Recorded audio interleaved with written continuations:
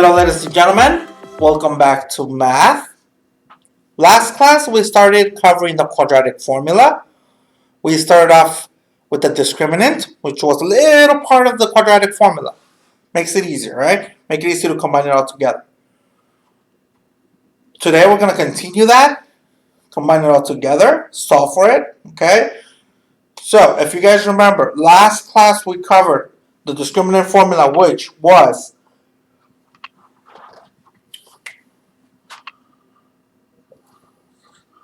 b squared minus 4ac. That was the discriminant formula we used last class. Today we're actually going to put it all together. Today we're actually going to cover the rest, which if you guys remember, the rest of the formula is negative b plus or minus radical of the discriminant over 2a. Okay? It looks confusing. I know it kind of does because it's a lot of variables in there. Okay. Again, this is why I chose to do the discriminant first, then the actual formula all together. Makes it a lot easier. Notice I have an equation up here, which is x squared minus 5x minus 14 equals 0. Always label, guys. Makes it a lot easier. Okay. So let's label it. Notice that there's no number here. What's always there when there's no number? A 1, right? There's always a 1 there. So there's a 1 here. We know the 1 is going to be A. The negative 5 is going to be B. And the negative 14 is going to be C. Because that's the way quadratics are labeled. Okay?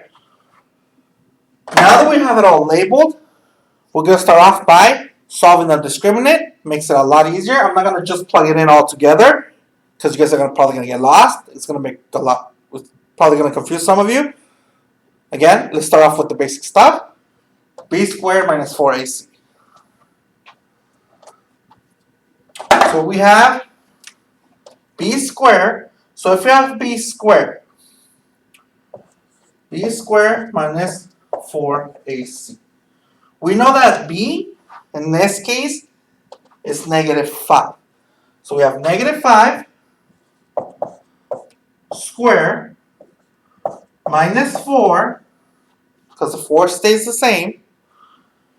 A, if you remember in the equation, A is 1. 1, and then parentheses again, the C, which in this case is negative 14. All this you covered last class. We did a few of them together. We did one together, and then you did a few by yourselves. This is just pretty much a review, the first part.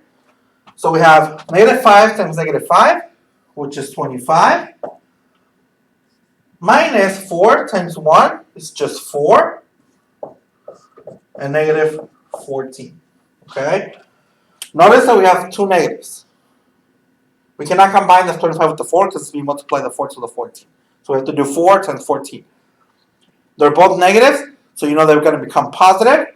4 times 14. I'm going to go ahead and solve it for you. If you still don't know, your answer is 56.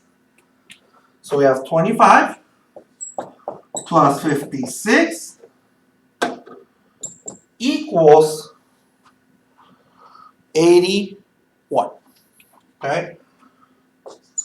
So your answer for the discriminant was 81. If we were doing last class. Now that we have that, all we have to do is, instead of writing this again, all we have to do is plug in 81. So let's rewrite the equation. Okay? We're going to take a little trip to another board.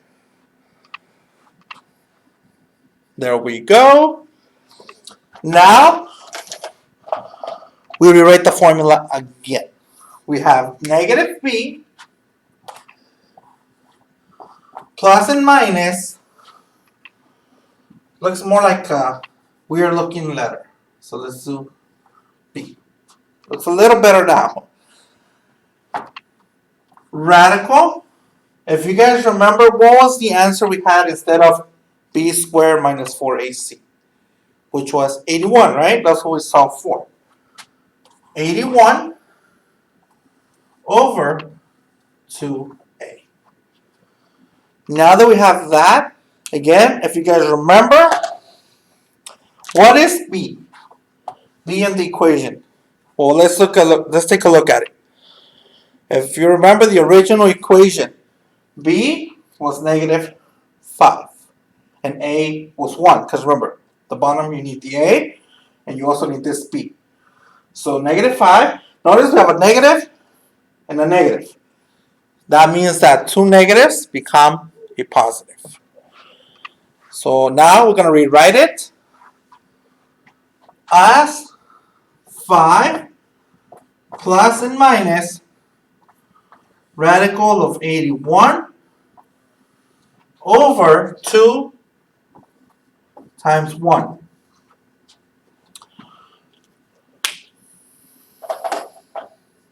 We're kind of almost done, okay? We leave the 5 because we cannot do anything to the 5 yet. So we have 5 plus and minus. Notice that now we can break down that 81. We have a perfect square root for 81, which in this case is 9. So we have 9 over 2 times 1, which is 2. Okay? We're almost done now. We're almost done. I know it's a little bit of work, but now all we need to do is just solve for this. You might ask yourself, how do you solve for it? The way you solve for it is, we have to break it down into two different problems. One with 5 plus 9 and one with 5 minus 9 over 2 on both of them. Okay? So we have one problem that is 5 plus 9 over 2, and the one that has 5 minus 9 over 2. Because we're trying to get rid of the plus minus. Okay? So you have 5 plus 9, which in this case is 14. 14 over 2, which technically becomes 14. Well, 2 can go into 14 7 times. So one answer is 7. And then 5 minus 9 is negative 4 over 2, which becomes negative 2. And that is your other answer. So your answers are 7 and negative 2. And that's how you solve. So here's your assignment. Alright guys, so here's your assignment for today. I have one problem up in the board. Notice I only gave you one because I know it's kind of a little bit of work. It's not that hard once you plug it in, but it's still a little bit of work. So I'm just going to give you one. You have to solve for it completely. Give me both answers.